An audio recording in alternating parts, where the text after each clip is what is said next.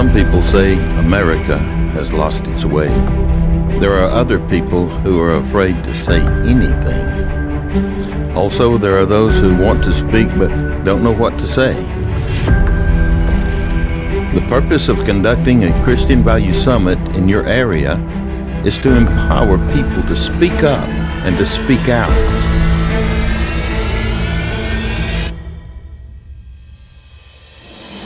We bring leaders from diverse fields to the platform, and these leaders are ones who are already engaged and who are already making a difference. You know that some interesting things are happening because you hear a lot of squealing from those who thought that they had the battle won. All of a sudden they've discovered that there are some people who aren't going to just sit around and take all this stuff that's being foisted upon us. There are pastors who don't want to preach about civil government. I don't understand why, because it flows right out of the Bible.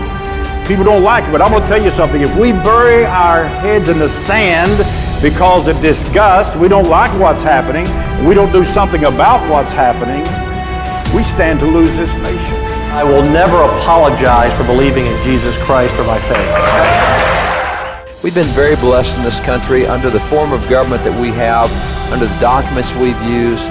We are different from any other nation in the world, and that always makes professors mad when I say that. But when you look at the other 194 nations that are in the world, what you see is that no other nation's been able to do what we do. And the scripture says that the fear of the Lord, now fear is an old English term, like you fear the king. That means you respect the king. He says, respect for the Lord is the beginning of wisdom. In other words, if you don't fear God, you'll end up being haywire. When I think about standing in courageous, persevering leadership today, we need a new generation of these kinds of leaders that will stand with persevering leadership, courage, integrity, character. As Christians, we know that the characteristics of the kingdom emanate from the character of the king. But I'll tell you what happens, and what has happened to our society is sin. And we all know the nature of sin. It takes you further than you want to go. It keeps you longer than you want to stay. Then it costs you more than you want to pay. Someone said, we are losing, so why try?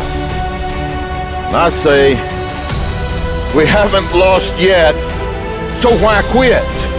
But I'll tell you, it should put a lot of us to shame that we have been sitting quietly in our pews.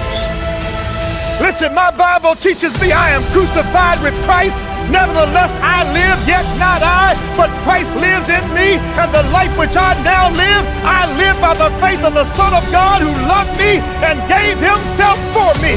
I want to invite you to be a part of our next Christian Value Summit in Oklahoma City, coming in the spring of a most strategic year, 2020.